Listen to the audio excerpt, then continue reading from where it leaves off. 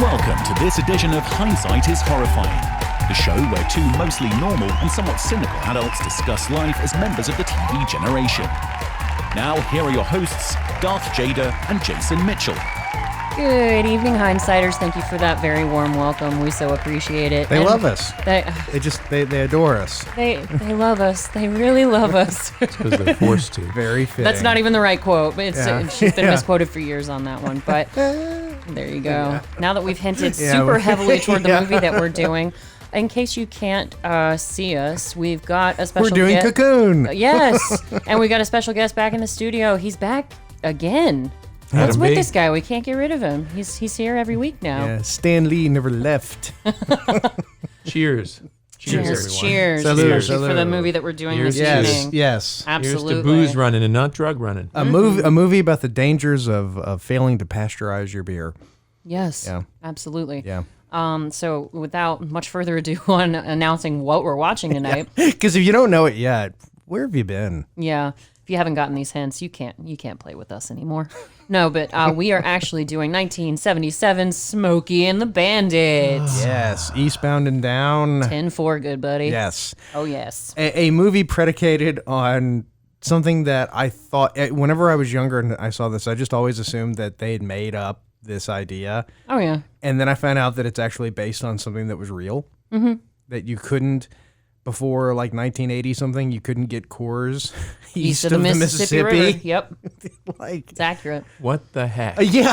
What the heck? My God, we were missing out. Oh. Yeah. Apparently, for those of you who don't know, Smokey and the Bandit is a movie about Burt Reynolds and Jerry Reed and Sally Field. Well, yes, it is. And I can give you the synopsis because I thought of you, Jason, because you've said on multiple occasions how movies that we cover on our show, you forget the fact that you saw them when you were young, and you forget the fact that they even have an actual plot.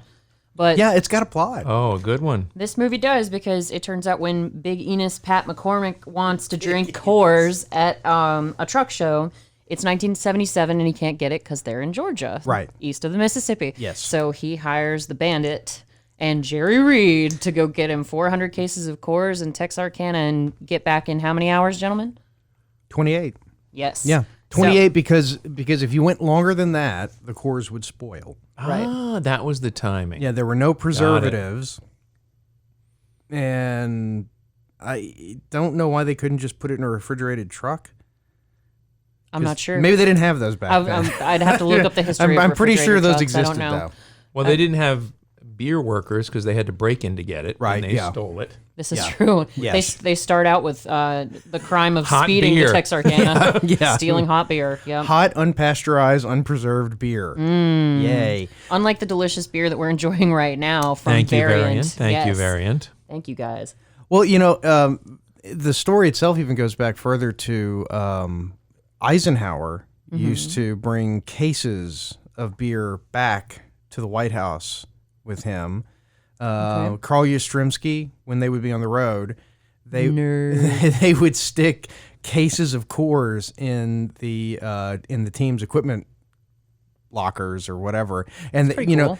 Truman, I think, did the same thing. Where it was a really big deal that if you could get Coors east of the Mississippi. Oh God, How long has Coors been around? I know, that's what I'm like. What? I'm not even sure. Yeah. It was like a mini prohibition in many ways. Sort It of, was except really you could have exciting. just gone and bought other beer. Yeah, or you could have gotten some pretty badass moonshine anywhere in Georgia. Yes, yes. You don't really have to wait on a beer run, especially one as expensive as the one that the Bandit made with Snowman. Snowman. Yes, not Cletus. Snowball. Not Snowball. Cletus. As they call Pam on Archer. Okay, here's something to see if you really know the movie. What is the Bandit's actual first name? Bo. Okay, there you go. Yeah. That was mentioned. Yeah. Yeah, because Sally Field asks him when they're in the car. Yeah. And he But- does only take off his hat. Yes. One thing. When he taps that hot Sally. Sally Field asks. Oh, I thought he was to use the restroom.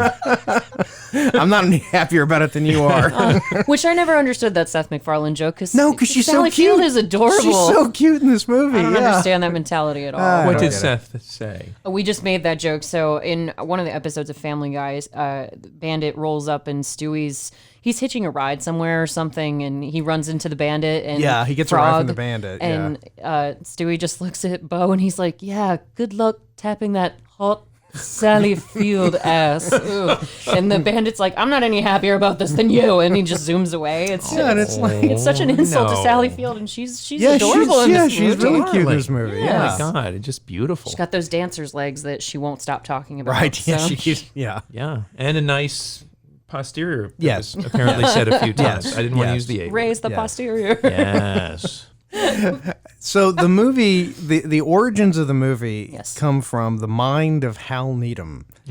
Scary place indeed. The late Hal Needham, legendary Hollywood stuntman and friend of Burt Reynolds, Oh yes. who, if you think about it, he has an idea for a movie. He writes a script. Apparently, he wrote it on legal pads. Really? Yeah. not Showed have guessed. it to Burt Reynolds, who happened to be his friend, and Burt Reynolds said, "This is the worst script I've ever read. I'll do it." Well, and you know what's funny about that is that Jerry Reed was actually supposed to be the bandit Yes. originally. Yes. And then when Burt Reynolds They retconned that though in episode 3. Oh yes, because Jerry Reed was supposed to be the bandit, but as soon as Burt Reynolds said that he was willing to do the project, they bumped Jerry Reed to be Snowman instead. Yeah. And Burt Reynolds made $1 million for this project, Hindsighters, which was a quarter of the entire movie budget. Yeah. Back in 1977. Yeah. You can chip in and fund that. Right? Yeah. Let's make another one. Go fund me. Well, it originally had something like a $5.4 million budget, and a couple days before they were supposed to start shooting, the studios, I think it was Warner Brothers, they sent a hatchet man down to the set and said, "We're taking $1 million away." Oh, And this is 1976 when they're filming it. Uh-huh. So $1 million is a big chunk of change. Well, and the original budget was only supposed to be $1 million when Jerry Reed was the bandit, but then it fluctuated a good bit Yeah. from what I understand.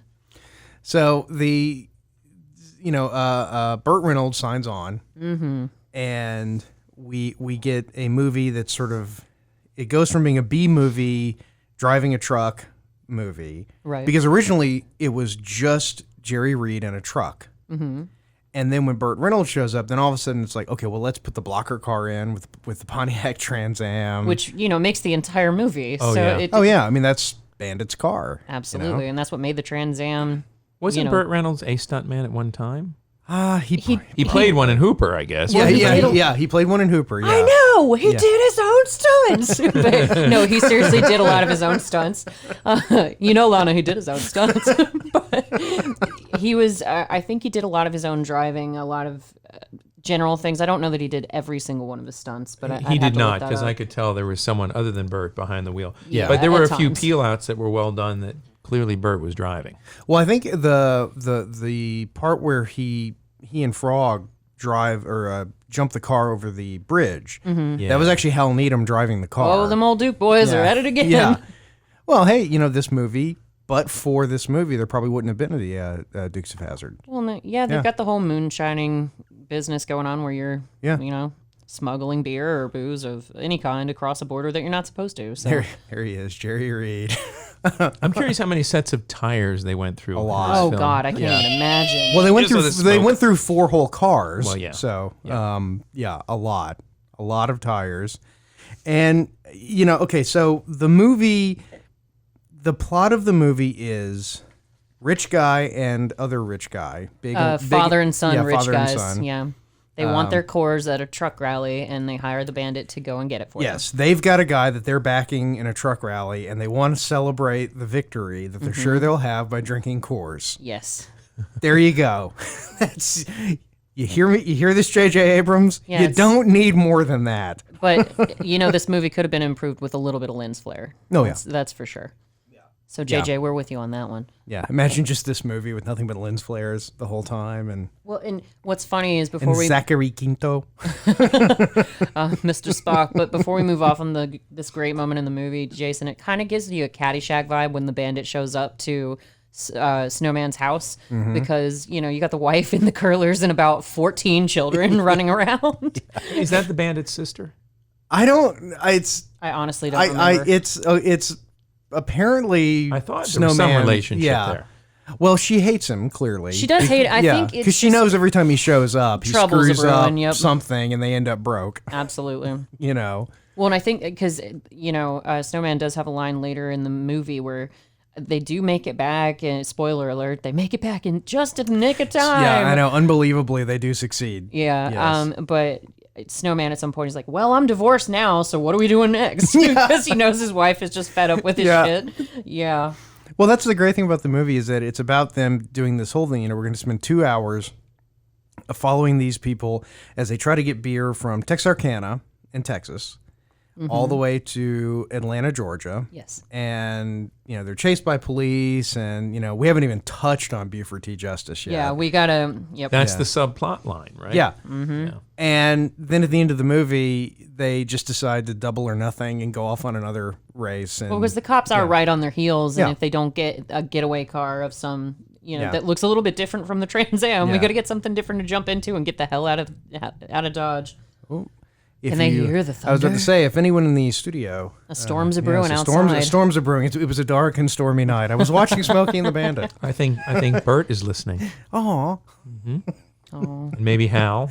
Yeah. And of course, just about everyone from the was film gonna say except Jerry- Sally Field. Jerry Reed, Oh man, Jackie Gleason, the dog, I'm assuming. poor Fred. Fred, And you got to wonder, is that why Snowman took Fred with him? Not just because he's his loyal, cab buddy, but he was like, the wife can have the kids, but I'm definitely taking yeah. my Basset Hound on this last run just in case she does. He didn't want to. he didn't want to leave that up to the judge. Nope. That dog belongs to me. They can negotiate about the kids, but the dog comes with me. Yeah, you can keep the kids. They're expensive, but Yeah. I'll take Fred. So yeah, that was a plot point that I know you have to run along with because Sheriff Buford T. Justice, he somehow has the inclination and the power to just follow Bandit across multiple state lines, despite the fact that he's just a local sheriff. Well, they make a joke. I mean, it's repeatedly in the movie. It's like, who are you? Like Yeah. other cops are looking at him. I'm a big deal in Texarkana, and it's just like, let our team handle it. You're in Alabama. You're way outside of your Yes. jurisdiction. Buford T. Justice was a real person. He was, and Burt Reynolds' dad knew him. Yeah. So that Was he from Florida? Yeah, Burt Reynolds is originally Floridian. from Florida. Right, I Right. believe He's so. the man from Jupiter. yes. So he's from Jupiter. Okay. His Archer episode is Yeah. aptly named "The Man Yes. from Jupiter." Yes. But of course, this movie is all Georgia except for like one or two scenes that they filmed in California, oddly enough. Mm-hmm. But it is a very Georgia movie, and I think it's after reading all the different locations, I sort of felt like doing a pilgrimage and and going to see some of the because they filmed like I-85, the 400. I didn't even know the 400 existed back then. I'm not sure that it did. But it was listed that one of the locations that said it was Georgia 400. Like, I thought that was relatively recent. It was definitely pre-toll booth Georgia 400, and now we're post-toll booth Georgia 400. So who knows? Well, the Bandit wouldn't have cared about toll booths. No, he would have blown right through those. That blocker car would have taken down that yeah. little turnstile so easy. Yeah, yeah. And the CB antenna would have remained intact. Yes. No matter absolutely. what absolutely. happened. Yeah. It's amazing. Even when Frog is driving, who amazingly, she's just as skilled a driver as the Bandit. She's not and bad. She's pretty not good. bad. Well, she Yeah. learned in Brooklyn, right? Yeah, From exactly. I think so. Yeah. Because that's the best place to learn how to drive, I suppose. Huh. The movie that really gave the world Sally Field because I'd say so. she had done stuff before, obviously, but Yes. this was her big movie debut. Oh, yeah. And it's also when she started dating Burt Reynolds. yeah. So win-win. And that was apparently the whirlwind of a romance because she said that, they spent a lot of time just in the car together. And she said, 4 days felt like 4 years that we spent together. I'd have to count how many times he laughs in this particular movie. Yeah, 'Cause yeah. It's a lot. But that's one of the things is Burt Reynolds said back in 2015 when Vanity Fair was interviewing him, he said that she was the love of his life, Sally Field. Is that whenever he posed nude or? I think that was done in 74. Before then. That year that Hunter S. Thompson missed that Ali fight. Yeah. That was way back in the day. Yeah. But yeah, so I don't know. Sally Field apparently didn't feel that way later in life. She apparently had, lingering feelings for him, but not, oh yeah, he was the one that got away. But apparently she was that for Burt Reynolds. Well, I can kind of see that, looking back at that one girl that you loved, and she didn't requite it all the way. But damn it, if she wasn't the one that No.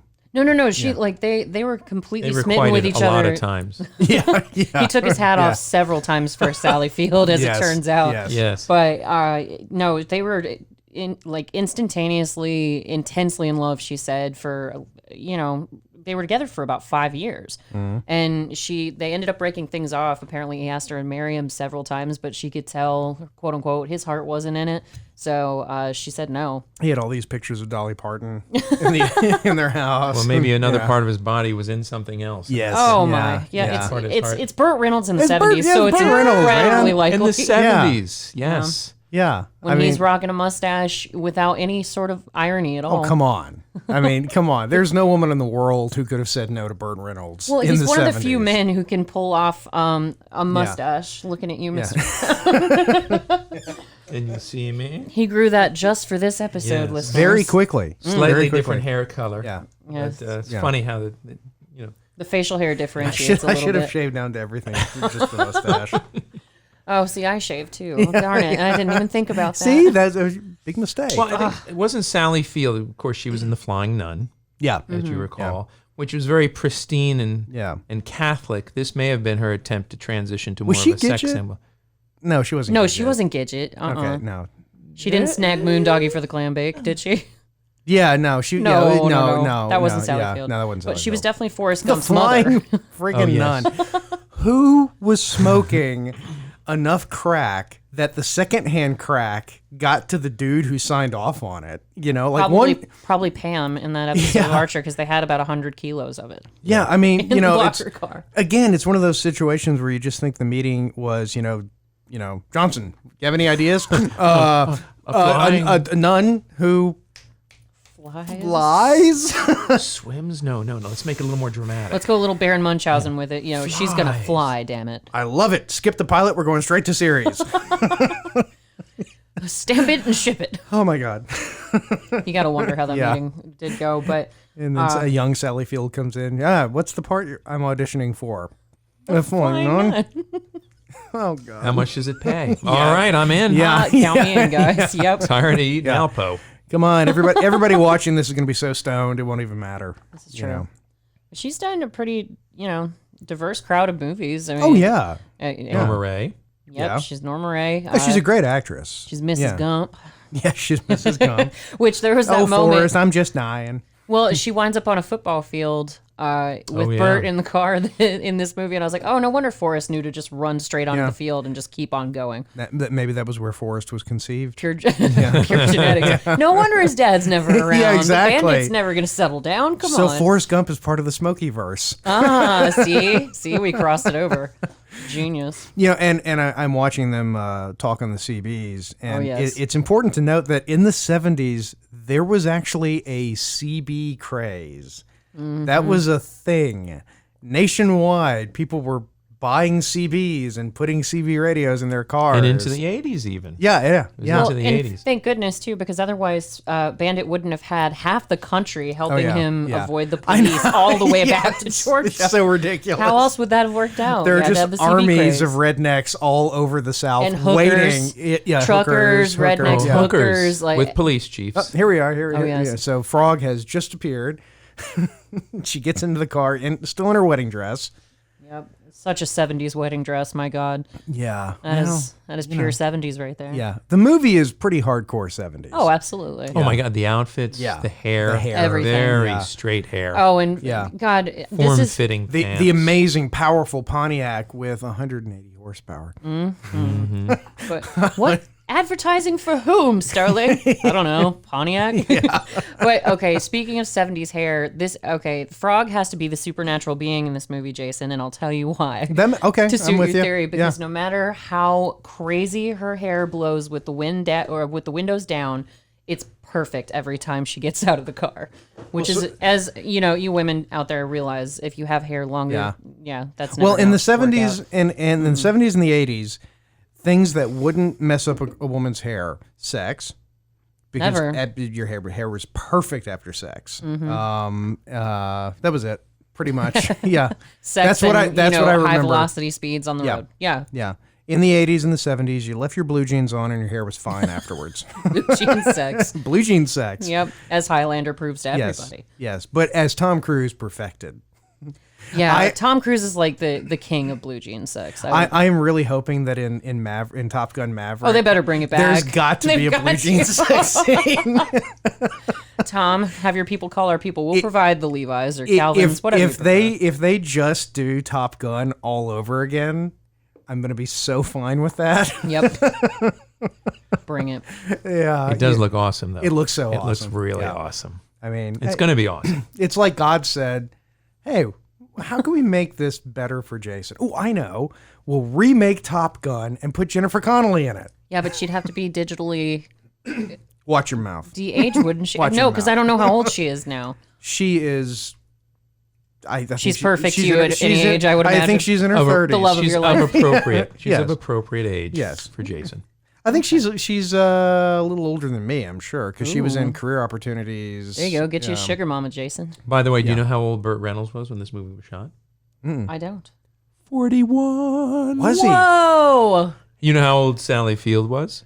17. 31. Really? She's 31. They're only 10 years apart. Oh. Notice the bags under her eyes. I did notice that. Yeah. Well, though she is still easy now. Beautiful. Well, that's one of the things about watching movies like this, though, is that they were filmed in, the 70s, and they were shown on theater screens in the 70s, and you saw it on low definition TV growing up. Right. And then all of a sudden you buy it on Amazon Prime, and it's in glorious high definition, and you see how bad everyone looks. Oh. Well, they didn't focus so much on makeup and all that close-up shots back then. Even Meg and I were rewatching one of the Indiana Jones movies the other day, and in HD, the special effects when they're flying in the plane, and it's so bad. My favorite example. So bad. My favorite example of that is in one of my all-time favorite movies, and I think I might have mentioned this before. It's very possible. Totally, but we've done 47 episodes. Yeah, we're closing in on 50 episodes. Hindsight. Yeah, my memory's not that good to begin with, so. Yeah, I know I have to remind you every so often when you're like, so this one time, and I'm like, yeah, we know. Yeah. You've talked about this a lot. But one of my all-time favorite movies, Marathon Man. Yes. Oh, yes. I love that movie. It's been a while since you've mentioned this, actually. You haven't mentioned this since Randy was in the studio with us. Yeah, and I don't know if I said this whenever he was on it, but I remember I showed it to a friend of mine in like 2005 or something. Okay. And there's a scene in it that I had never thought, my whole life, I never thought it looked silly. But it was a part where Roy Scheider's character, somebody sneaks up behind him and tries to garrote him, and Roy Scheider sticks his hand up and blocks the wire. And what they have is they have just a tube running up Roy Scheider's arm, and they have makeup over it. And the whole thing is it's supposed to look like the wire is cutting his hand and blood's coming out. But it's so obvious that there's a tube like taped to his arm. It's that Saturday Night Live vomiting trick, as it were. Yeah. And so my friend, he's like laughing. He's like, this looks so ridiculous. I'm trying to think, you can't watch a movie like this if it takes you out. If you don't have the nostalgia factor, it's going to take you right out of the story. You have to de-special edition Suspend your disbelief. Yeah. Suspend. It's like, cut me, Mick, cut me. It's like the knife has a little squirt gun in it. Right in his eye. Yeah. My son had a tennis match that went into, I don't know, tennis scoring. They've tried to explain it to me. A Million Love. Yeah, something. They went to love all. They were in like the fourth and a half quarter. But they played and it went to a tiebreaker, and then he like finally won by whatever the minimum number of winning points is. But the kid he beat was apparently Eastern European. So when he came home, we watched Rocky IV. And I already like where this is going. We just skipped the first half. And he's like, Dad, what happens in the first half? Apollo dies. That's all you need to know. That's awesome. Dolph Lundgren gets all mad, and That's what happens. Oh, that's what in the new Top Gun, LJ and I were talking. Mm-hmm. We said that's what they need to have in the new Top Gun. What's that? Is they need to be fighting terrorists, but they have to join forces with the Russians to fight the terrorists. God. And the dude who he flipped off in the first movie needs to be in it. Like, I remember you, Maverick, and it should be Dolph Lundgren. Amazing. I'm here for that. That would send the movie up into the stratosphere. It would be the greatest thing ever. And it's like, I remember you, Maverick. You flipped me off. We were not friends, but now we help each other. Now we are best friends at the end of movie. That's awesome. Much like you and Iceman. Yeah. It's basically same movie, right? Sure, why not? Oh, Val Kilmer. I know. He's in it, though. I know he is. Briefly. I mean, pretty sure that coffin you see. Don't do it. No, you. No. Pretty sure. They can't kill the Iceman. No, I'm pretty sure it was the either Iceman, lose 40 pounds or die, and he's like, "Well, you're just gonna have to kill me." Yeah. So I just love my donuts. Well, he's doing. I mean, he's doing bad. I mean, he had throat cancer. He had. Yeah. I think he had a rough bout. I think he still has throat cancer. I think that's like an ongoing thing. Poor guy. You know. So yeah, Val Kilmer. You know. But he went away. He left at his prime. He just vanished. Yeah, he kind of just. I think the last movie I even remember seeing him in was when Colin Farrell was playing Alexander the Great, and I forgot. I think it was just called Alexander. Alexander. Yeah, he was in that. Yeah, he was. I forgot he was in that. No, Will Ferrell. Oh, sorry. He was running around in his underwear with this exact cowboy hat on. Actually, listeners. People don't realize Will Ferrell he did Shakespeare. He did Alexander the Great. Oh, he sure. He did Sherlock Holmes. Yeah, he played Churchill 3 times, I think. Will Ferrell's Churchill. And he did all of them in his tidy whities. I think the last move. Val Kilmer movie I remember was The Saint, which I think was also the last Fantastic Elizabeth Shue movie. Yeah, she disappeared too. She vanished out of the middle of too. nowhere. Yeah. But yeah, I remember Alexander with Val Kilmer, and that was when he had started to sort of go off the deep end with his weight. But that's the last I remember. Well, you know what? That's called life. It is. It happens to the best of us. Burt Reynolds. Yes. I mean, you know. Yeah, he got big. I mean, you know. He got old. Yeah. Life. Like a lot of, like Chevy Chase. Look at him. Big as a goodness. house. Yeah. I mean, you know, you've been a sex symbol your entire life, which I know what that's like. It's so stressful. I can't even imagine the hours at the gym that you must have spent to maintain this status, Jason. I would say I'm so impressed. Tens of hours over the past 4 years. Tens of minutes. Burt was 41. Jason is close to that. This is true. I almost, if I squint my eyes, I see the same person. Because he's got the facial hair. So yeah, if he takes off the glasses and you squint your eyes, he's got that laugh. He's got that laugh down. But this movie made me feel really good. I just loved watching it from start to finish. It was smooth. Oh yeah. It was just fun, a and you love every fun movie. Though I'll tell you, it made me recognize that our time on Earth is limited because they're all beautiful How existential. people. Yeah. It was just they were beautiful people, talented people, but many of them are gone, if not most of them. I'd say I think almost Sally all Field of them. is the main remainder of everybody, and she was born in. She was born in 46, so she's going to be 74. Yeah. Wow. I think Little Enos is still around. Oh, was it Paul? I hope he is. Paul Giamatti? No. Paul Giamatti is Little Enos. He still looks better than Paul Giamatti, but you know. Oh man. Sorry, Paul Giamatti. He's got that bulldog sort of droopy face. I love Paul Giamatti. Paul Giamatti's gonna be in the process of sending us an email asking to come on the show. Forget it. Forget her. God, Darth Jader. She's so mean. I'm such a mean girl, listeners.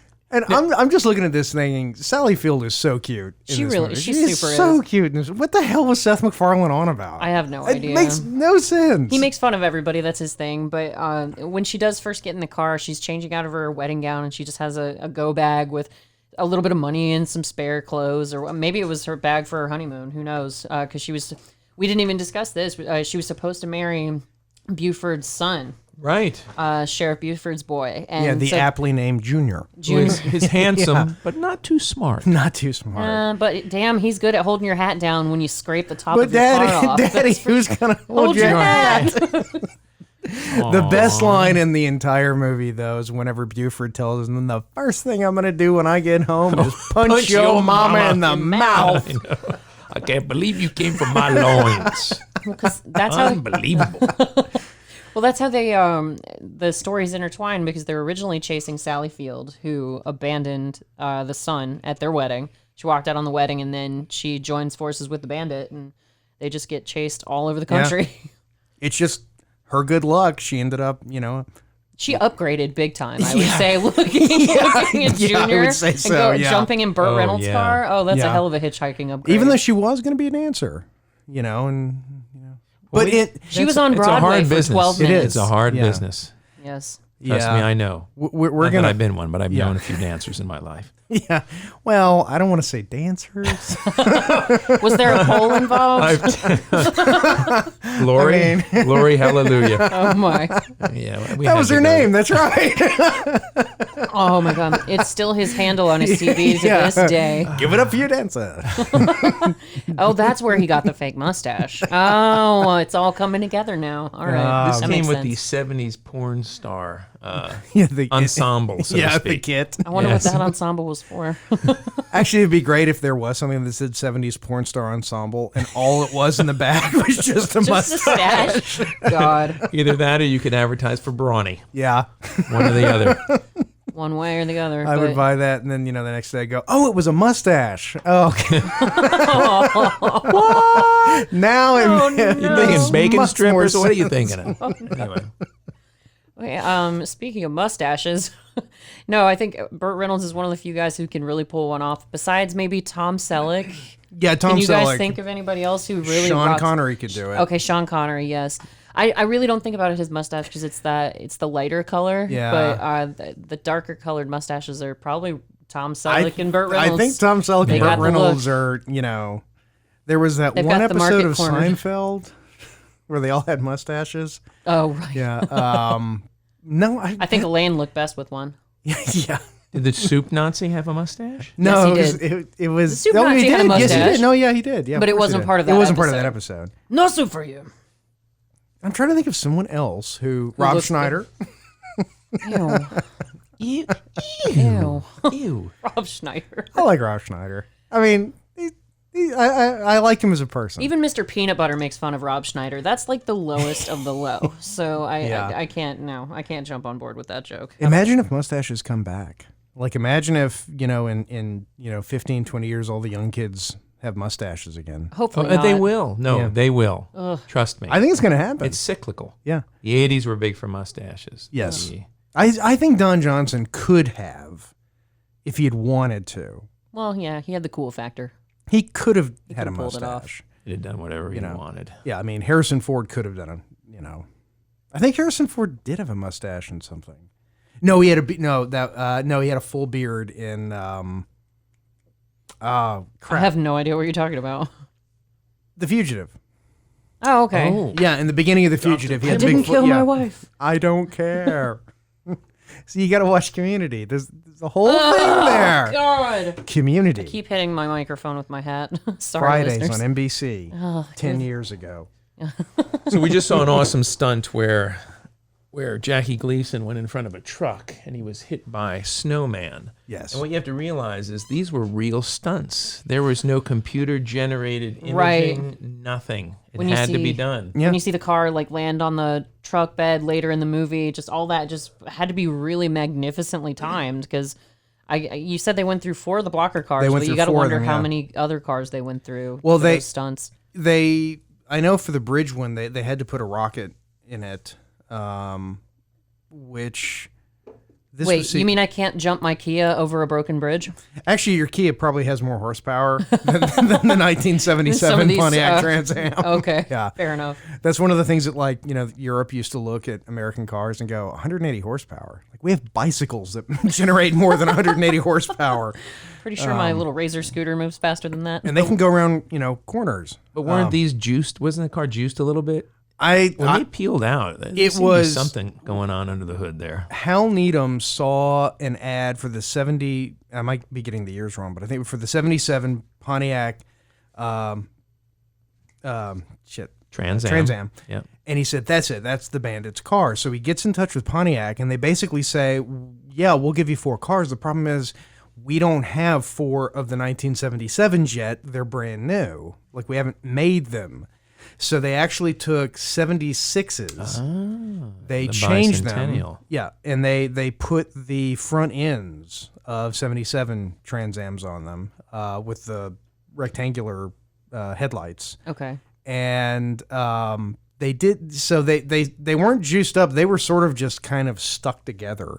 And I think it was kind of lucky for everyone that the cars made it to the end of the movie. Well, regardless, because they were also Pontiac Trans Ams. Well, this movie actually ended up doubling the sales for those Trans Ams. Oh God, yeah. Either way, it looked cool, so I guess that's what they were really going for at the end of the day. And Jason, I was going to ask you. And the Cadillac Escalade. But Jason, I was going to ask you, was there a lot of undercrank used in this movie, do you think? Or because I know you're not a fan of that. No, I don't think there was a lot of undercrank. I think the only time I think it happened was when Fred, the dog, runs away from Snowman and he just peels out toward the lake. I think they had to use a little undercrank because the little basset hound's legs were too short to make him run very fast. I think that's one of the advantages of having Hal Needham as the director because, he's a stunt guy. He knows how to drive. He knows how to do the stunts. That's true. You don't. He had his own toy set. You could buy a Hal Needham stunt toy set. Really? Very briefly. They actually, and it came with a little Hal Needham. That's cute. That's awesome. I want one. Yeah, apparently if you can find one, they're super expensive. We'll see if we can advertise it on our show notes for Amazon. They're probably about $7,000 these Jeff days. Bezos, if you're listening, and we know you are, you can both afford it and find it. Yes, so make it happen. And if you buy 4 of them, you could fund another Smokey and the Bandit movie. movie. You probably could. Yeah. Hey, there you go. I'm amazed they haven't rebooted it. Especially with how much money this made. You are right. How much did it make? I'm shocked. I want some numbers. $127 million. Or 120 from 4 million? From 4 million. Or was it 3? In 1977. Okay. Number one, it beat Star Wars. It was a bigger hit than Star Wars. Star Wars, yes. It did a great job. So you can read the numbers right there. He was worth that $1 million.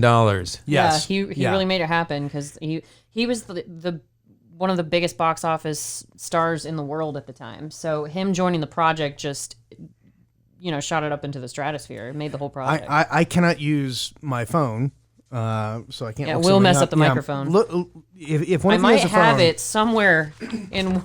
Well, no, because I want to know when Sharky's Machine came out. Oh, that I don't have any of that in front of me. Okay.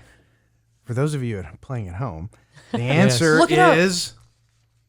Tweet it at us.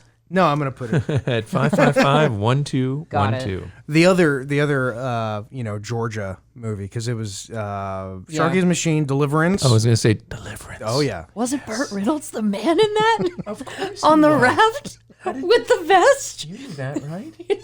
Well, thank you. Because if you didn't, you need to get on your Archer references. Really. All right. Okay, I got to get back on the horse. It's all about there it goes. There, it's they're about jumping the bridge. survival, Lana. And they just jumped the bridge. Yeah, they did. And that was one car down. I'm sure the suspension didn't. And there's a good joke in that moment too because one of the cops is saying there, if you wreck this cop car, it's coming out of your next paycheck. I don't care if your daddy's the mayor. And he stops right on time until Buford smashes into the back of him and pushes him into the creek. So there's some really good comedic moments in this movie. And we also, I think, forget too just how big of a deal Jackie Gleason. Oh God, huge. How many more movies did he make after this? Well, he was in the other Smokey and the Bandits, wasn't he? I think he was in at least the second one, because I know in the third one it was like Jerry Reed was the bandit in the third one. And I mean, nobody saw it. That kind of fell off. No, I didn't know it even existed. And when they, when the movie actually went to television, Jackie Gleason was one of the only ones who didn't come back to dub over his lines because when it went to TV, there was a lot of inappropriate language in the movie. So they had to do the whole yippee-ki-yay melon farmer and come back and, change like how Jackie Gleason would say some bitch every 30 seconds. What did they replace some bitch with? Scumbum.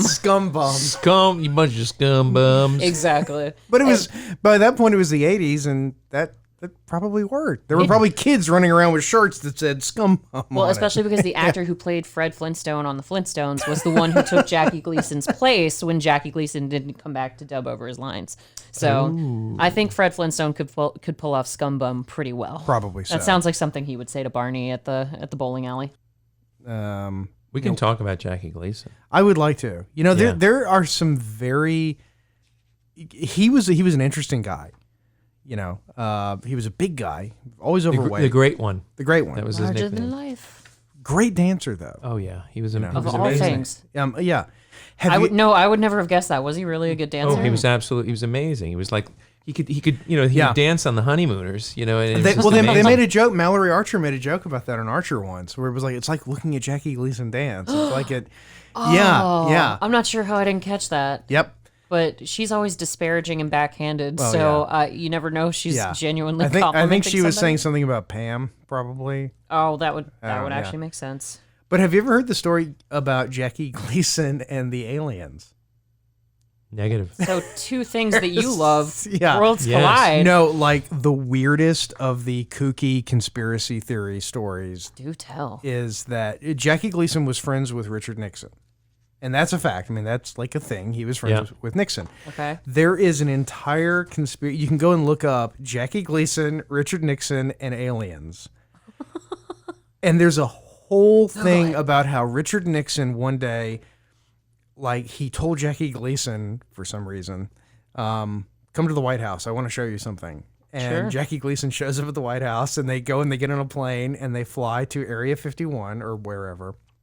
And Richard Nixon before the Naruto run, I'm assuming. Yeah, before that. Yeah. Okay, a little before that. And Richard Nixon proceeds to show Jackie Gleason the aliens, the preserved aliens, and there's literally pages and pages on the internet of people trying to like look at Richard Nixon's schedule and look at Jackie Gleason's and trying to figure out when were they together and when did this and where did Nixon go and what was the official story. And people actually, no, it's a real thing. No, that's like people trying to figure out what game Ferris Bueller and Cameron went to in Ferris Bueller's Day Off. They've literally tried to track it back. Guys, get a job. Yeah, seriously. Hey, we've got to have our John Nashes in the world with their conspiracy theories. Oh, yeah, we need those people too. Keeps exciting. Life exciting. That's a movie nobody remembers. Someone's got to write the tabloids. Do either of you remember Conspiracy Theory? Yes. With Mel Gibson and Patrick Stewart? I loved Conspiracy Theory. I ruined it for so many people, though. Why? Because when we saw it, this was back when Mel Gibson was a big draw. Okay. Is unless I'm mixing them up, this one had Julia Roberts too, right? Or am I thinking of a different one? No, I think you're right. She was the love interest because I think she was like a therapist or something. I don't remember, but yeah, it was also back when Julia Roberts was a big draw. Yes, this is But they were once a big deal. Yeah, it was a big thing. Mel Gibson was like our Burt Reynolds. You know? Yeah, I'll go with you on that because she will. She just loves. If my tombstone indicates anything, hindsight, hell yes, I'll go with you on this one. But the movie Conspiracy Theory, when we saw it, there's a whole thing where, like, Mel Gibson, who's a character, is obsessed with conspiracy theories, obviously, and he keeps thinking that NASA is doing things. Yes. And it's not really a big plot point in the movie because there's this actual thing where he discovers a real conspiracy theory, and Patrick Stewart's there, and it's whatever. The whole thing. But when we left, there was this line of people walking or waiting to get into the movie as we were walking out, and I turned to my friend and I just said, "I can't believe it was NASA the whole time." And there were all these people in line went, "Oh." But then I thought, I didn't ruin it for them. I made it better. Well, I can actually top that ruining a movie story because it turns out, hindsighters, I called The Sixth Sense when it came out on video. No shit? Yeah. Really? Wow. I hadn't seen it. I never saw it in theaters. Are you psychic? Maybe she sees dead people. Yeah. How many are in here right now with us? I feel dead people. Yeah. No, you guys. Oh no, that's called necrophilia, my friend. Yeah. Oh, gross. Actually, you guys are the dead people. That's why I spend so much time with you because I'm the only one who can. God, that explains so much. I should have told you this earlier. Oh my God. I know we've known each other a while now, fellas, but I didn't want to burst your bubble. So sorry. I'm totally cool with that. No, but I did actually call The Sixth Sense.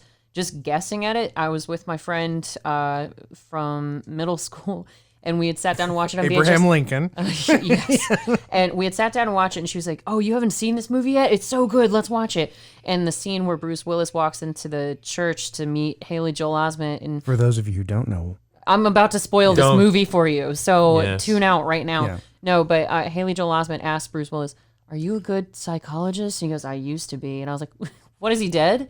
And my friend goes, "Yeah, how did you know?" And I was like, "Oh my God." Well, she shouldn't have done that. She ruined it. I've given her crap about it for 20 years. Yeah, no shit, man. Well, that's like, I told you the story about The Usual Suspects, right? No, this might be a new one. When we were in college. Oh, there they go down the football field. Yes. Forrest Gump's conception. Yes, where Forrest Gump was conceived. Your story. I just love that he's just lighting a cigarette.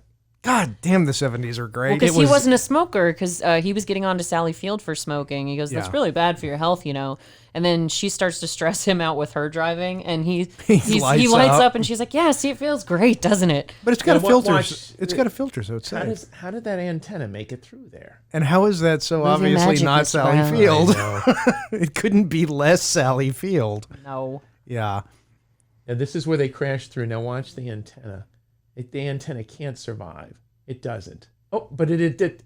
No, it came off. It came off. It but totally came off. It's back on later. But it's back. It is back on later. Well, that's like the fenders on the Cadillac. You know, they fall off. They're back. Yeah. They change colors because they had more than one car, but the fenders were different colors. Hell with it. No one will notice. It's the 70s. Everyone's gonna be stoned anyway. Well, speaking of that, this is almost more dangerous than Death Race 2000 because there were only 5 cars involved in that, and these were actually going pretty fast. Yeah, these ones were actually moving. They're not crappy. Right. Speed up slow down the film. Yeah, you didn't have to do any of the undercrank or anything like that because these cars were actually moving. Crossover. Death Race and Smokey and the Bandit. And Forrest Gump. That would be so awesome. Do it. Because the Bandit would just look at Frankenstein and just laugh at him. Oh, yeah. He'd be like... You better do that at least 5 more times for this episode. What was it, 9? Yes, I've got to do that. Man from Jupiter, his episode where made my dad actually want to try out watching Archer, where Archer's trying to get these 2 girls to go home with him. And he's like, yeah, I've got this hot tub at my place if you want to come back with me. And she goes, oh, yeah, but we've got to wait on my friend. He goes, of course we're going to wait on her. She's the hot one. Oh, yeah. And Burt Reynolds laughs at him when she slaps him and runs off. And that's the first thing you hear of him in that episode, too, is his laugh. Sterling loves Burt Reynolds. I always thought that was Richard Petty, which doesn't even merit a response, Mother. Why was he dressed as Hitler? Yeah, you guys, if you don't watch Rick and Morty, Archer, and BoJack Horseman, why are you even listening to the 3 of us anymore? We don't know. Because we have smooth voices. Yes. I like to hear them. And faces only a radio could love. Late night AM. According to you. I had to drop that one. That's an old joke. I hope you appreciate it. Nothing personal. That's why I'm wearing hats, so you can obscure my profile. That's actually the thing about the whole podcast thing that it's almost a downside there because you're spoiled for choice. There's so many things you can listen to. It's true. It's a listener's market for sure. It is. Now, very few. So we appreciate every last one of you. Well, those are just smelly old podcasts. They're not the ones that make the seamless transition to video. Yes. Now, I have a question about 70s movies. Was there the requisite objectification of women and slight racist undertones, which I detected? Oh, there were definitely racial undertones for sure, especially with the black sheriff who tries to get Buford to chill out in his pursuit of the bandit because, Buford rolls up calling him boy. And But that's the thing, though. Like, he shows up calling him boy, and you can see the cop getting pissed off at him. Oh, yeah, you see him getting really... And it's like, no, you don't get to do that. You look... your voice makes you seem a lot taller. Something like, I forget what comment he made. But it's like, what's the world coming to? And that was ad-libbed. Oh, wow. Most of Gleason's lines were. Almost, I think almost everything Jackie Gleason said, like the whole thing with the choke and puke, that was... Jackie Gleason came up with that. Was it really? That was his idea. I like that. And the Diablo sandwich and all that was all Jackie Gleason. I like it. He was the great one. Who's going to do snappy dialogue with me with, undercurrents of sexual tension, Lana? But they've got a lot of that, obviously, the Bandit and Frog in the car, why does he nickname her Frog, gentlemen? Do we remember? Oh, shit. I obviously remember Adam. He wants her to hop on him. You're close. So she said, "Frog, why frog?" He says, "Well, you're cute like a frog. You're hopping all around like a frog, and I'd like to hop on you like a frog or something like that." I'd like to jump you. Yeah, I'd like to jump you. It's real subtle.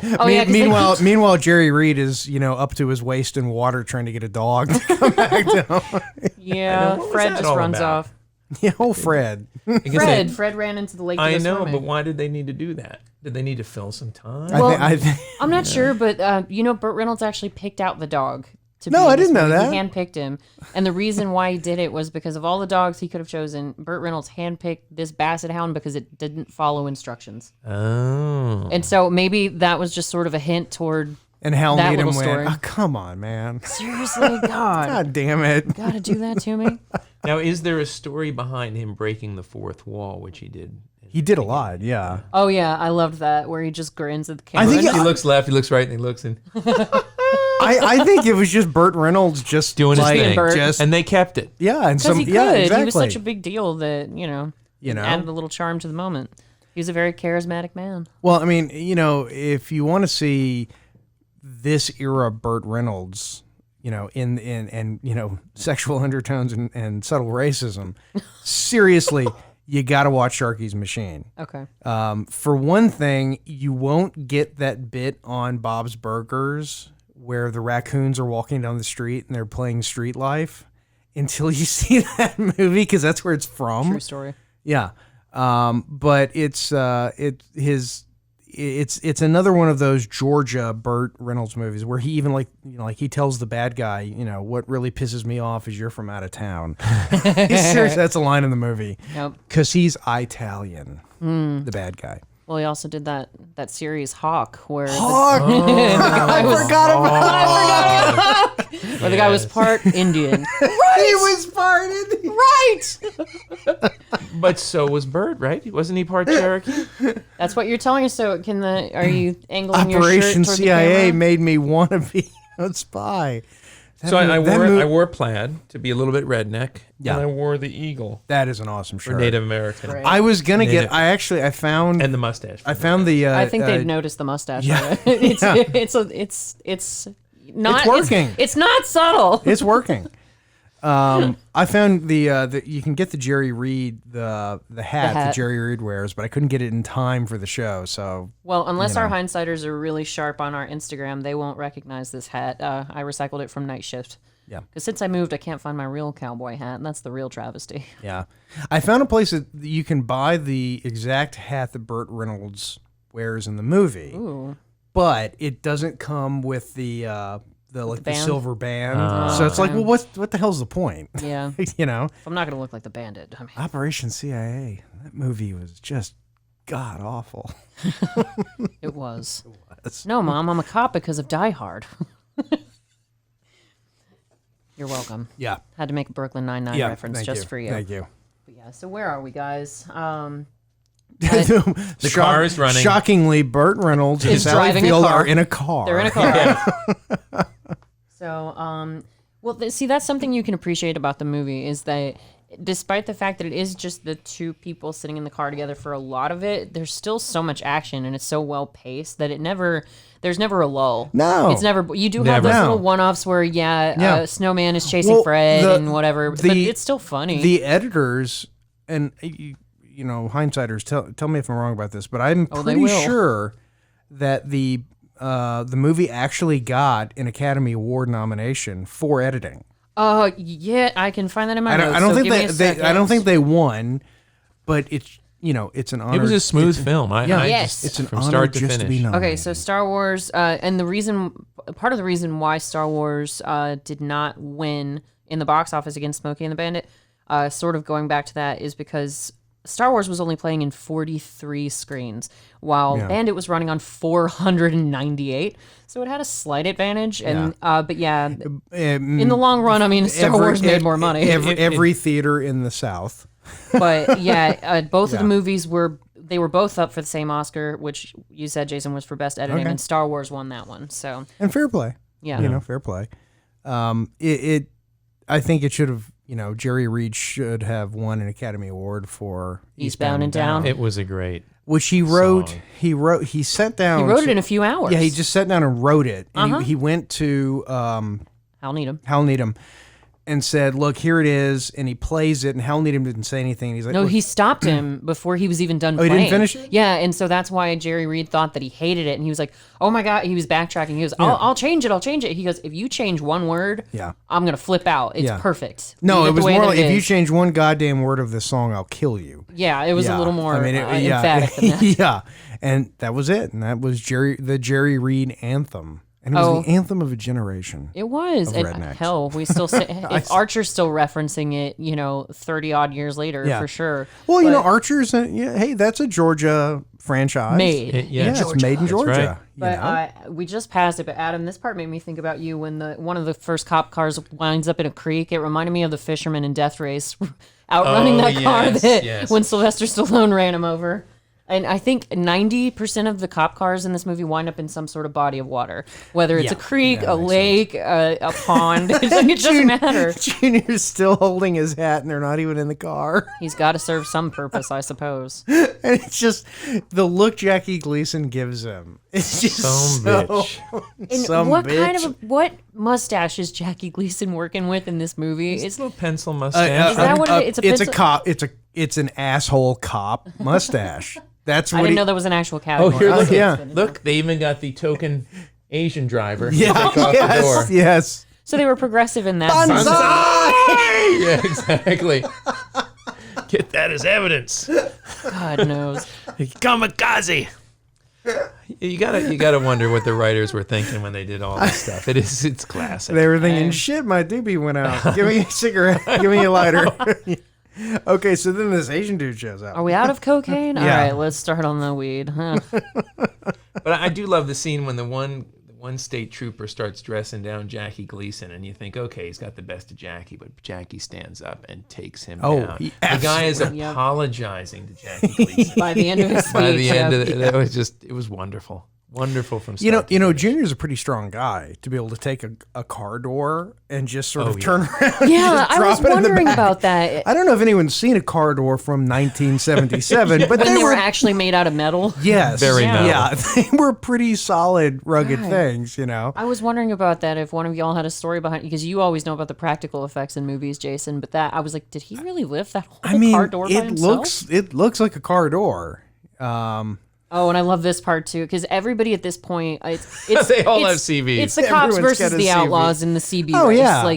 And now there's even this little old church lady, and she's gotten into trouble on purpose with the law just so she can distract Satan. Yeah, ma'am, you're supposed to actually signal when you turn. Oh, is that right? She's just being this little old biddy to distract the policeman from Bandit zooming right past.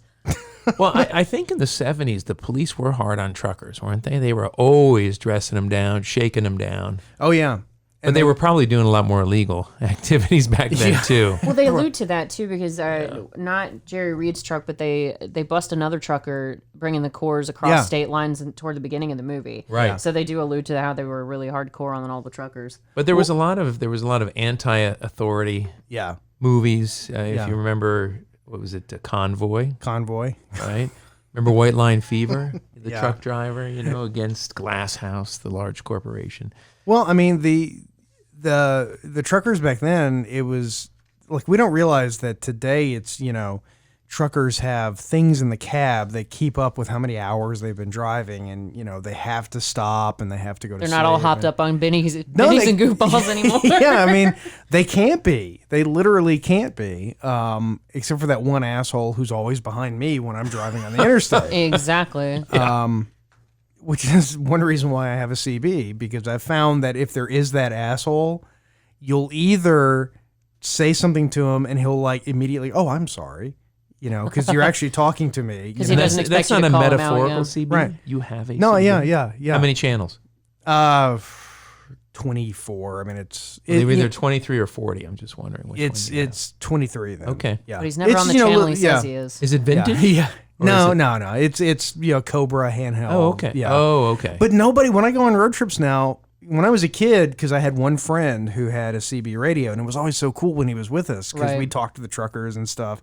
That was the Google Maps back then. Yeah, it really was. If you were stuck in traffic, you'd ask, "Hey, what's going on?" Right. You know. And they've got that bird's eye view of the road too. Nowadays, I can drive from here to Orlando, Florida, with the CB on channel 19 was the big station, and not hear anything the entire trip.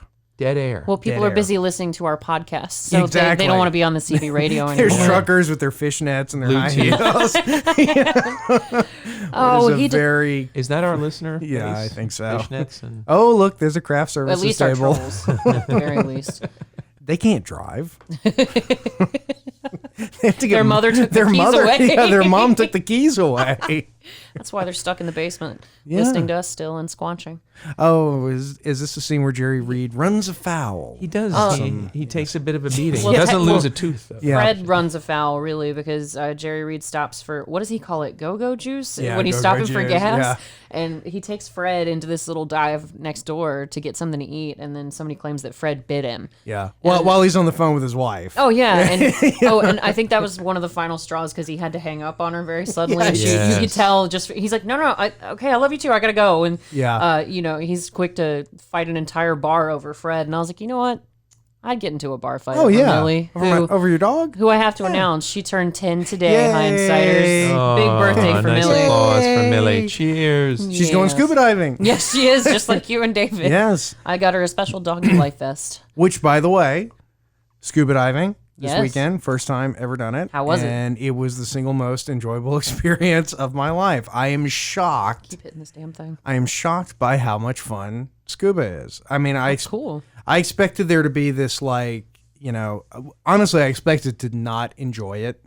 I was, okay. Why? Yeah. I don't know. Okay, you have to breathe through this machine and... Little Darth Vader-esque. Yeah, I don't, it's going to be uncomfortable or whatever. And no, you literally... I don't want to say it's easy, because obviously it's not. It takes concentration, coordination. There's some skill involved. It isn't easy, but it's the most natural damn thing in the world. And I highly, highly recommend anybody who is in the sort of Atlanta area. The place we went to is a place called Sea Ventures, and they're not sponsors. I'm just saying because we actually mentioned some companies just because we like them. Yeah, I mean seriously, yeah. Like Variant Brewing. They do a thing every Sunday called Try Scuba, and it's like $50, and it's 2 hours long, and it's literally you've got instructors in the water with you. They give you a little sort of briefing. They show you how to use the gear, and then you've got like an hour and a half of just in the pool with scuba. Sweet. And it is. I sat on the bottom of a pool for 10 minutes. Just because you could. Because I could. It's surreal. Yeah. It is. I've never been scuba diving, so I imagine it would be pretty neat, though. You should do it. I may have to give it a shot. Yeah. Do the Try Scuba thing. It's really... Steve and Steve were the instructors. So I had the Steves.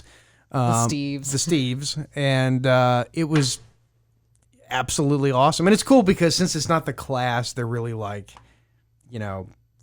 they're not trying to teach you how to use all the gear and stuff, so they just and you don't have to worry about currents and specific depths and all the other. Oh, you're in 5 feet of water. Yeah, exactly. Yeah.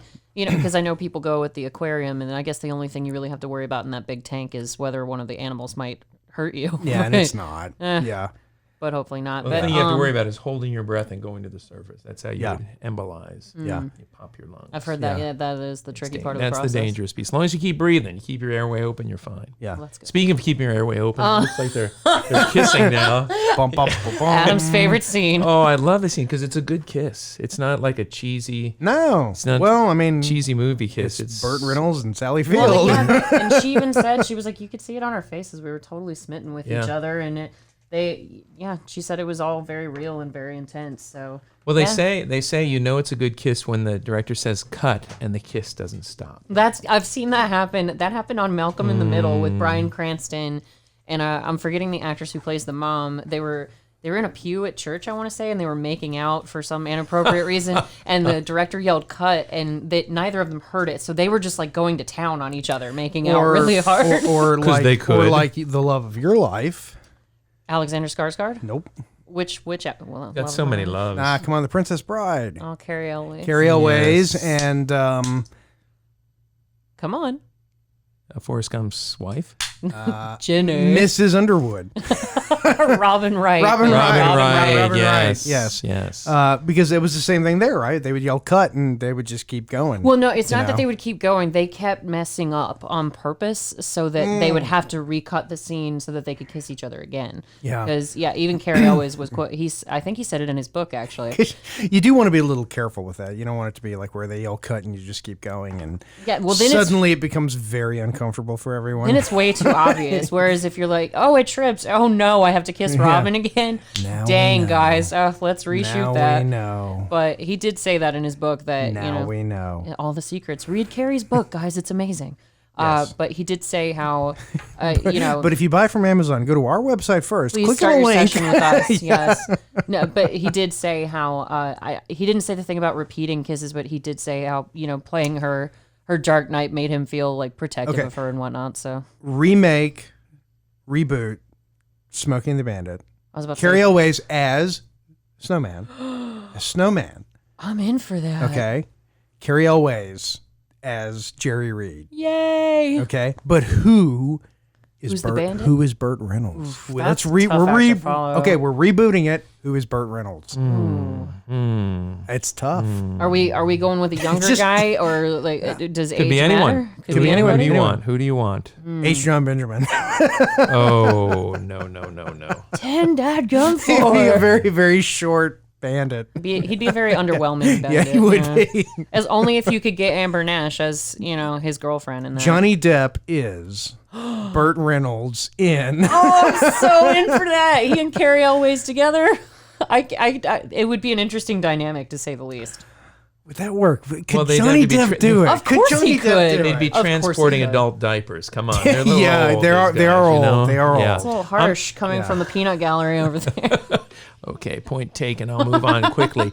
But no, I was thinking someone young, maybe someone in their late 20s, early 30s. Well, there's the easy answer for any reboot. Ryan Reynolds. Well, okay. He'd be really funny. I was gonna say. Crap, you said Ryan Reynolds, and Sorry. I lost it. Name a movie. I'm old. Jurassic World. Chris Pratt. Because you can reboot any movie that you like. Just put Chris And Pratt he's got in that it, and he's flippant, fine. charismatic sense of humor, too. Actually, so Chris Pratt with a mustache could do it. Oh, hell yes, he could. Yeah. Ooh, I would actually, all right. Yeah, I think he would be good. Yeah, actually. Okay, would so Pull it off. Chris Carrie Pratt Elwes and Chris Carrie Pratt. Elwes. Absolutely. Who is Who's Fred? I almost said Meg Ryan. Who's Frog? Who's Sally Field? Yeah, who's Sally Field? I think Mila Kunis could do it. Oh yeah, She's okay. pretty funny. Yeah, Mila Kunis. Yeah, she'd be Actually, great. I think the hardest person to cast would be Jackie Gleason. Oh, absolutely. Because no Will Ferrell. No. Okay, Absolutely no not. to Will No, Ferrell. that would it would add a. Phil Hartman could have done it, but Yeah.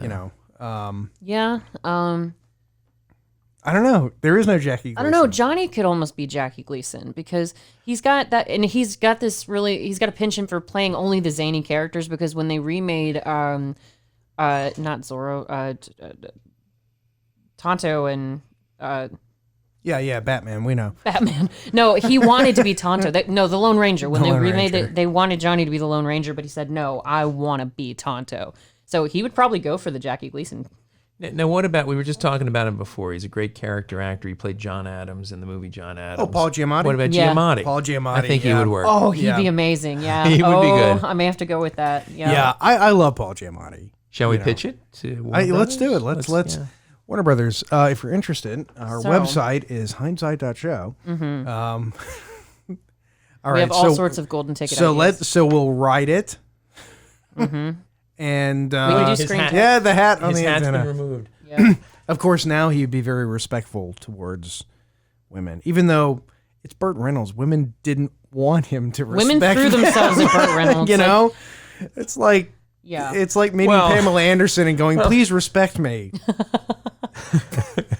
Respect my At personal le- space. At least 3 times tonight. Well, Eliza Schlesinger has a great joke about that. I'm sure I'm butchering her last name, but she said, "Yeah, I mean, it's okay to be creepy with girls as long as you're hot. When you're hitting on a girl at a bar, it's like, oh, get away from me, you male model. Ew." Well, that never happens. Let's Never happens. let's be honest. Well, I bring Dave Chappelle does a great bit about the difference between Harvey Weinstein casting and Brad Pitt. I mean, if it was Brad Pitt, it's like, I got the part. Yeah, I mean, yeah, exactly. Right. Yeah. The end. It's Chris Hemsworth. I know. I mean, I jumped on that opportunity like a frog. it's sort of like, whoa, you're sexually harassing me? I'm so honored. Honored. Oh, yes.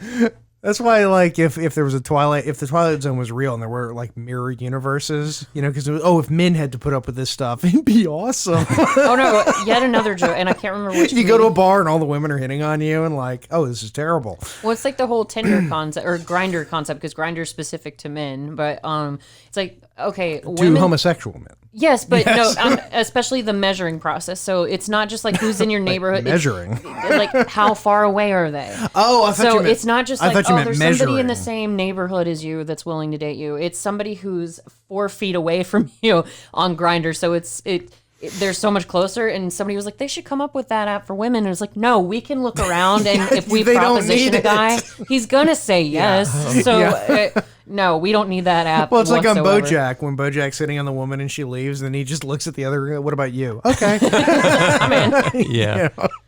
Yeah. I mean, and that's that. It's the dynamics. It is. Men and women. Yeah, I mean, imagine if you were in a parallel universe where women acted like men. Like men. I mean, you guys would be in hog heaven. Like it would be pretty awesome. I mean, again, going to bars would be just. Shooting fish in a barrel. Yeah. I'm just going to stand here and wait, Let them acclimatize to my presence. Yeah, that's how it works. Or not. Thank you. Depending on how you look. Yeah, thank you, Burt Reynolds, for creating this world we live in. I know, giving us ladies' standards. That bastard. That rat bastard just screwed all of you over. But, but they don't really make... I saw a movie the other day I hadn't seen in years. Have you ever seen... I'm going to bet you haven't, and you have. Summer of 42. Oh, of course. Amazing. Of course. Amazing. I used to hide upstairs because it was, parental discretion. Oh, yeah. Advised. Yeah, it's very so the parents racy, would be downstairs, and I'd be on the little TV upstairs. Yeah. And it's like the ultimate... Oh, yeah. It's a coming-of-age movie. Yes. And it's a true story. It's a true story. It's beautiful. But I actually found out something, and, not that we'll ever do Summer of 42 on this show. It's not really our sort of thing, but I did find out something interesting, because the whole point of the movie is it's coming of age. It's a kid. He's 15. He falls in love with this woman, and her husband is this guy in the in the army, and he goes off to war, and then he gets killed. And the night that she finds out that he got killed, this 15-year-old shows up, and she's drunk, and they take their clothes off, and she, it's this, he becomes coming of age. Yeah. I actually found out.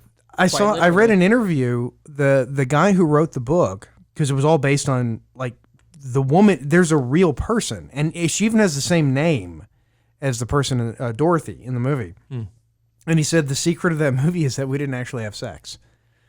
And everyone who's ever seen this movie has interpreted it as they had sex. In the end, is they didn't. They just took their clothes off, and she was so drunk, apparently, that she just sort of passed out. But the movie kind of lets you believe it. And his whole thing is like, I was 15 years old and there was a naked woman in the room with me.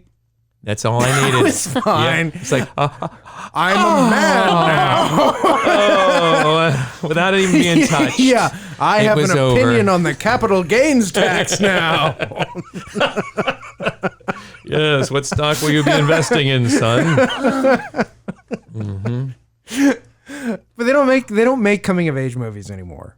Stand By Me, great coming of age movie. Okay. Summer 42, obviously. But they used to do that though. The movies about young kids, mainly young men, sort of figuring out. Because if you change the roles in this scenario, it would be a little bit creepier. But but the thing is, back then it took work to get a hold of porn, to have sex with a woman. Yeah. It took work. Yeah, you had to put some effort into it. Now you just have a handheld device. Oh, that God, it's so easy. Brings everything right to your door. These days. Yes, it's so easy. Kids these They'll days. never know the struggle. No. Oh, no. No, they will not. No. I mean, no, but which actually, I saw another story the other day, earlier this week, about another teacher who has been... of course it comes back to a teacher having relations. And again... I'm looking at this story, and it's just scroll down. Let me see the picture of her. Is she hot? Seriously, they're putting her in jail. I believe you guys were upset on 10 things, I think. Did we talk about that? You did. You sure did. I don't remember a lot from that one. We know. Yeah. We remember, you don't. But y'all were talking about how the ones that go to prison for the statutory rape on students are always hot. Always. If it's a guy who does it, kill him. If it's a hot woman, There's an older man that'll date her, the very next week. So, well, I'm just saying. Anyway, but yeah, it's sort of tying it back to all of this. It is a different. We have, movie wise, because movies reflect the sort of political environment of the times. We talk about remaking Smokey and the Bandit. Mm-hmm. Could you though? Or would you have to make? Have to make Frog an independent and strong woman? Frog would have to have her own blocker car, and she picks up a guy hitchhiking. That's exactly. No, that's the Paul Feig will remake it where the Bandit is a woman. Yep. Yeah, and I volunteer for that. And Frog is a woman also. Yeah, Frog is the woman. No, but Bandit is, so Frog. Oh, so the Bandit would be the girl and Frog would be a guy. So basically, girl on girl. Okay, no, wait, actually, hang on. No. Oh, no. As I say this, I changed my mind. I'm in a tiny room with these two guys. Send help. So here's my business card. Let's talk. All this sexual. And one of the women has a fake mustache. You gotta love it. It's not as beautiful as this mustache right here. But, look at that sexy piece of man right there. I love this part because it's a captain on a police force that Buford busts with the mobile hooker. The mobile hooker mobile. And what's hilarious is that the police from that jurisdiction roll up and they're like, "That's our captain. That's not just some random guy you busted." And Buford looks at him and goes, "Oh, maybe the next time you're in an establishment like this, you should have your badge on you or something." And it's like, that makes it so much worse. Yeah, well, yeah, it's okay then. But I do like this about Frog because the hookers were actually kind of hitting on the Bandit when they said that they were going to distract the police officers for him. And they were like, "Oh," he goes, "Oh, sweet. How can I repay you?" And they're like, "Oh, well, you can stop on by, Bandit." I know. He turns them down, but there are women just hitting on the Bandit all the way through this journey. Wait, because they just came in to Georgia, phrasing boom, and phrasing first. Boom. Oh, and there's an evil Knievel. There's a sign, it says "Welcome to Georgia," and apparently in 1977 it said "Georgia, State of Adventure." Yes, that did say. I wrote that down in my notes. But what? Going to the state of adventure, what couldn't be a state of adventure when there's the hooker mobile riding around? Moonshine. First of all, moonshine, hookers, squeal like a pig. That's a real adventure. That's an adventure. Yes, an adventure with your hand out. Do I want to know what we're talking about? Deliverance. Right you have no idea? Oh, God. Oh, okay. No. Here, Sorry. Let me help you. Get that on camera. Oh, God. Sorry, that's the way it's actually done. Grabbing my earring.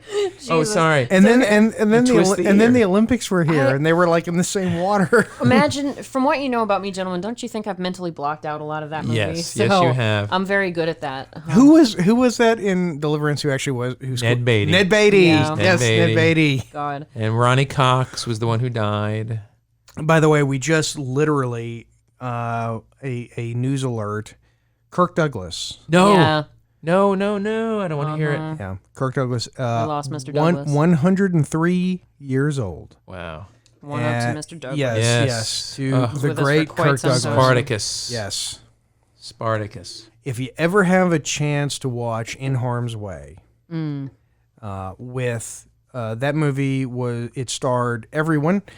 Anyone who was good. That's accurate. Yeah, I mean it was Burgess Meredith, John Wayne, Kirk Douglas, all just of them. Henry Fonda, just everyone who was good was in that movie. Mm-hmm. And it's God. I saw it a few weeks ago. Again, I've seen it a few times. John Frankenheimer directed it.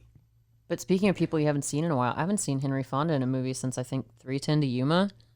Fonda? He's been dead for a while, yes. So that's probably his excuse. No, I'm trying to think of the most recent thing. Sorry, I know I didn't phrase that really well, but I think that was the last movie I remember him being in. He was not in 3:10 to Yuma.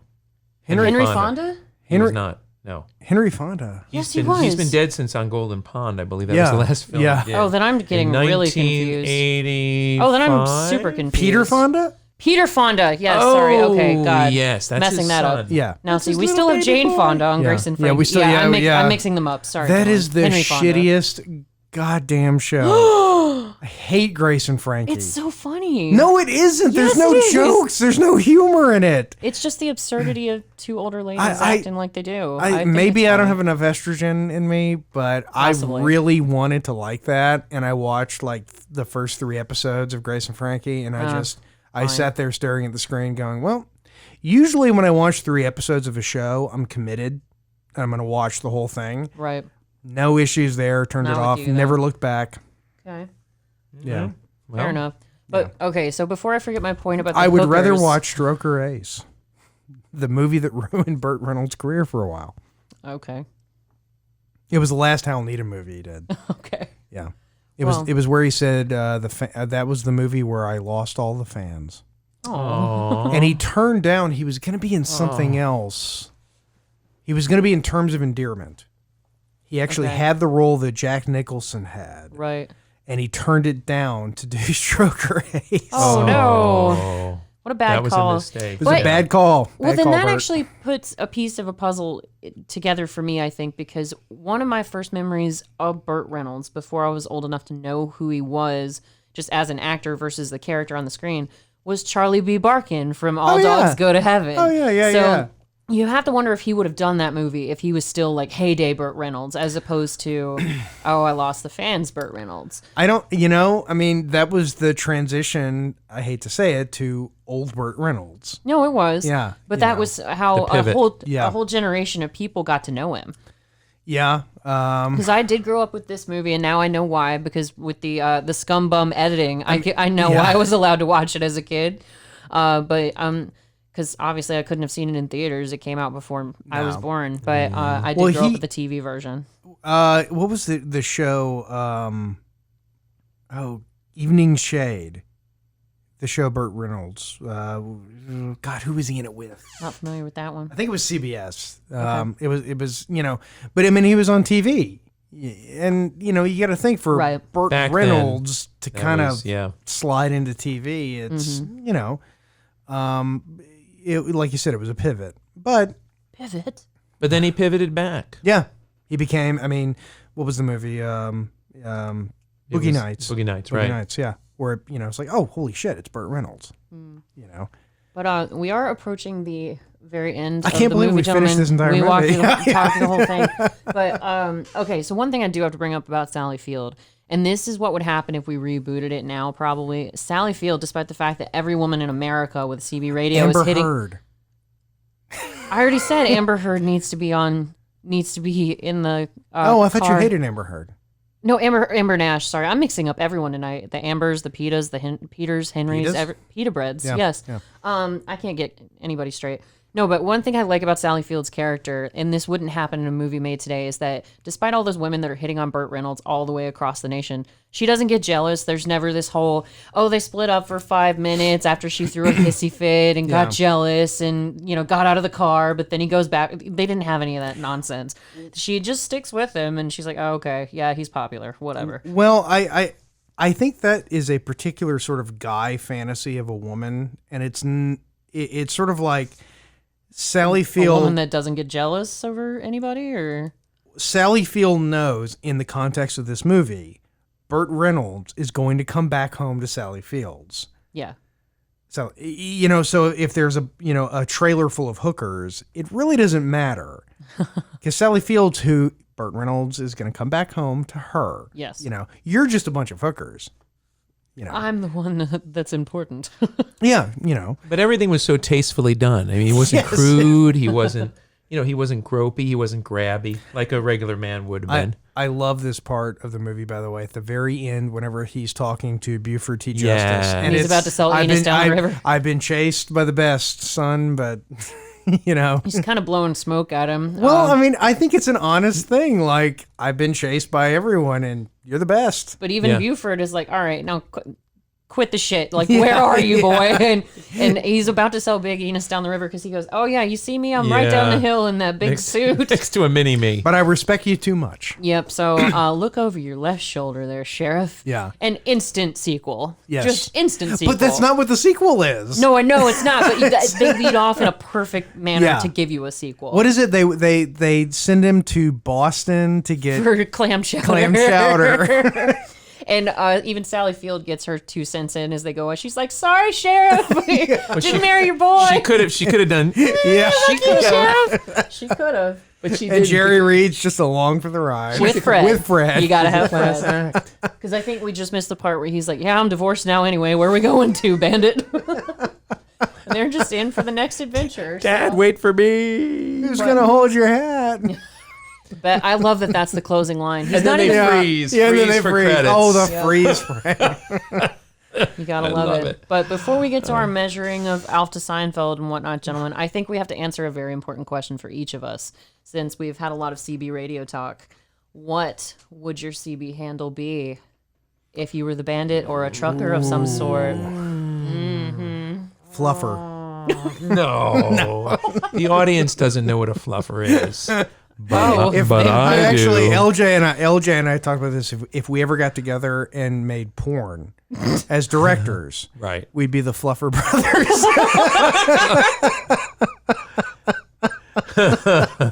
The Fluffer Brothers. Oh, that is a class act right there. Thank you, Mr. LJ. Stranger Things with dicks. I don't know. I mean, we didn't actually figure out what the porn version Stranger of Dongs. Okay. All right. Yeah. By the Fluffer Brothers. You're welcome. Yeah.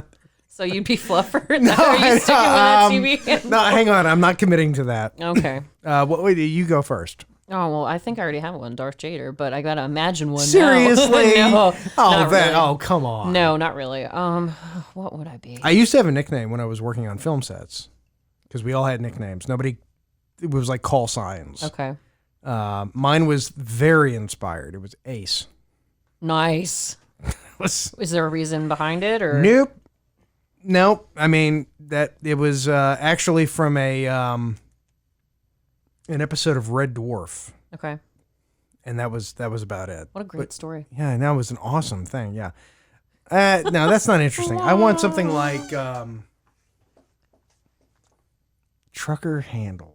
I know, you got to think about it. God, man, that's tough. What do you want to be Well, to known give you as? some time, I'd say my tribute to my love for Italian women, I'd be mustache rider. Oh. Right? That's good. Okay. I just made it up. I was racking my brain last night in bed trying to remember what my handle was. I couldn't remember what it was when I was a kid. I would be Kate Middleton. Oh yeah. He's not looking at his poster or anything. Gang. That's what you look at. Right? I would be can of beer. Yeah. Can of beer. I'd be mustache. Kumquat. Okay. Oh. That was because in college we decided that kumquat, we were trying to think of words that sounded offensive. Yeah. But weren't. Yeah. And that was the one that won the contest was kumquat. Okay. You kumquat. Yeah, it kind of sounds like a curse. It sounds really kind dirty. Of like right? how we talked about on Ernest Scared Stupid, how the dog's name is Rimshot. Yes. And he's like, and it's Rimshot, not dirty. And it's not a dirty not word. dirty. It does No. it sounds pretty sketchy. If you refer to a woman as, oh, she's just a kumquat, it sounds like the worst thing in the world. Especially if you say it in like a hoity-toity Yeah. voice, like, oh my God, what a kumquat. What a kumquat. So, Kyle. there you go. That's all right. I wish I had something better. My mustache just keeps falling off. yeah. Oh, It's that time, That's folks. what she said. it was written too hard, I guess. But There you go. Okay. it goes with Yeah. his CP handle. But I'd probably have to go with my old school high school nickname of Pop Tart. See, that sounds dirty. That It does. legitimately Hey, sounds I'm dirty. just running Yeah. with the stream of the conversation, okay? Pop Tart kumquat. Oh my God. And I love it. biscuit. No. Biscuit. Who's Biscuit? I'm trying to think of something. For you still? No, for him because we got Okay. Pop Tart Wait a minute. kumquat, We're on a food Thunderbolt. Thunderbolt, or Lightfoot. Well, one or the other. Or That's Lightfoot, another yeah. movie that we. Yeah. The Lightfoot would go with the Cherokee shirt, yeah. Have you ever heard of Thunderbolt and Lightfoot? Do I want to? Yeah, It's another classic 70s film. Ooh, Oh, Billy of course. Jack. Billy Jack. Jack. No. God, that's too easy. Yeah, it is. No, if I was gonna have a radio handle, it would be Tom Servo. Okay. Yeah. All right. Yeah. That And works. the right people will get that. And now that we've gone through like 40 names, so all right, gents. Alf to Seinfeld. Did it get better? Hold on. I know. See, you always want to jump to a score, but then you have to think about it. I think it's when I saw it as a kid, it was a silly movie with people driving cars. Right. I didn't get most of the no, I really didn't. Yeah, me neither. I mean, I'm gonna hit your mama in the mouth. I didn't. That wasn't my favorite part of the whole movie when I was a kid. Now it's the best line in the whole movie. Oh my God. It's Rick Sanchez. And he's drinking, so how appropriate. Morty. Buford's coming to get us, Morty. Next time Dave is on the show, he's got to do his Morty impression. Oh, it's great. It's if you haven't heard it. Geez, Rick. Oh, jeez. So I would give it a solid. What is 10 minus 5 divided by 2? 7.5. I would give it a 7.5 because it's right in the middle of the Seinfeld. Because you understand the jokes more. I knew. What's the reason? Well, I knew enough about it. Okay. As a kid, it was funny for silly juvenile reasons, and it's still funny for juvenile reasons. But it's also funny for grown-up reasons. I didn't get, like the frog stuff. Why does he call it the frog, the hat that. joke. I didn't get it. Yeah, I didn't get the hat joke. Yeah. So I would say it's right in the very middle of the Seinfeld band. So 7.5 out of 10. I'm good with that. Well, this is subjective, and I was happy. Oh, this is the most objective scale in God's green earth. I was happy. The National Institutes of Standards are coming in, and I tell you, I was happy from start to finish when I watched this movie because I loved the actors. I loved all of them. They were all great. The theme was great. It was a constant chase. It was just a slow burn from start to finish with a little bit of sexiness in and some classic actors. I'm going to give it an 8. I enjoyed it. I really enjoyed it a lot. And I would gladly watch it again. Can I just point out, if you look at the movies that Amazon is recommending. Oh, no. Well, you've got, for some reason, Crocodile Dundee 2. That's not a block of car. This is a block of car. But it's got Stroker Ace and Cannonball Run. Okay. And that's cool, but Smokey and the Bandit is the original. It's the one that was perfect. It's kind of Cannonball Run. It's like the Lethal Weapon of this vein of movies, where it sort of birthed all of these spin-offs and sequels and mimicking, but it's the kingpin of them. Yeah, I and think. to be fair, at least they stopped Smokey and the Bandit at 3. Yeah. I mean, we've got 5 Lethal Weapons now. And even more diehards. Oh, they're like at Die Hard. They're on like 87 and a half. It's a good day to go shopping or Die Hard. A good day to get your bedpan changed in a nursing home, John McClane. Get your catheter inserted. Die Hard. Yeah. But So 7.5 and 8. And I'm actually gonna go 7.5 as well, gents, because this movie, when I was little, my dad would want to watch movies like this when I was a little kid, and I didn't know enough about what was going on. I didn't understand that it was, they're breaking the law and running beer and stuff. The whole concept doesn't make any sense. Even today, you have to sort of go. No, smuggling Coors? Yeah, at the beginning I was like, oh, I forgot that there's an actual plot to this. Yeah. Like, the song is what really tuned me in as I got older. Yeah. Oh, yeah, they're smuggling beer. Okay, so I got that because my dad would talk me into watching movies like this that were more guy movies that he wanted to watch. He's like, Jay, do you know there's a dog in it? Oh. And that was his clever trick to get me to watch his movies. And did you know Frog is a princess? Now shut up and let's watch it. Nah, he didn't have to get that complicated. Jade, there's a dog right there. That's all I needed to know. But for understanding the plot better and definitely getting the jokes. I can see your dad doing that. Oh, I can totally. Oh no, this see is your a man. Dad doing Hindsighters. that. I'll give you some insight into Morgan. They know him. I know. Yeah, they know him. I know, but just more tomfoolery that he would pull on his children as we were growing up. You know, when you pour a Coke into a glass and there's all that fizz in the glass and it settles down. Yeah, that's what carbonation. You replace that with Seagram's. No, we weren't quite old enough for that. But Dad would say, "Oh, I know you don't like the foam. You know how you get rid of it? You bark at it." I'm dead serious. That's why you have kids, so you can fuck with them. You can mess with them. Yeah. Oh, yeah. And I can see that. I got fooled more than once by that, and I didn't understand why the other grown-ups in the room were laughing. Yeah. But So then one day you too will pass on this tradition of fucking with people. I've already done it. Yeah. No, like Kaylee's nickname, for instance, is fish bait. And that's another story for another day. No, it's just not new fish, so that's okay. Shut up. Anyway, Spanky. No, I understand a lot more of the movie, obviously, than I did when I was seeing. Good God, Jason, calm down. I'm loving it. Sorry. Who even knows? The drugs are starting to kick in. Yeah. The drugs have just begun to take hold. But it's bat country. No, this is Buford country. That's what it is. Yeah. So, yeah, I understood it a lot better. Obviously, a little kid, you don't appreciate how damn handsome Burt Reynolds is, and I do now. So, yeah. I'd do him. Just saying. Who wouldn't? 1977 Burt Reynolds. It'd be like, all right. If Mallory Archer would do him, you gotta bet. I mean, Mandingo too. Cassius. His name was Cassius. I'm just saying you want to get to him before Mallory does. But yeah, so I'm going 7.5 because I appreciated it a lot. I liked all the the snappy, sexy innuendo too. It was clever and flirty. Statistically, we're somewhere between 7.5 and 8. So 7.75. 7.1. I think the movie wins. Okay. Yeah. We do this every week with the We're scale. super precise with it. Yeah, we do, and we never actually go anywhere with it. No. We just say numbers. So it's a 7 point. I think because the Die Hard had 7s from all of us, but we've had some movies with a 10.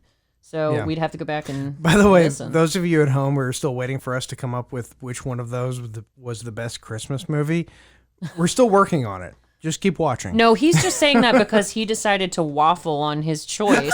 Yeah, and it totally screwed it all Yeah, up. you definitely threw off the curve on that one. Because I think we came down to a tie between Christmas Story and Die Hard.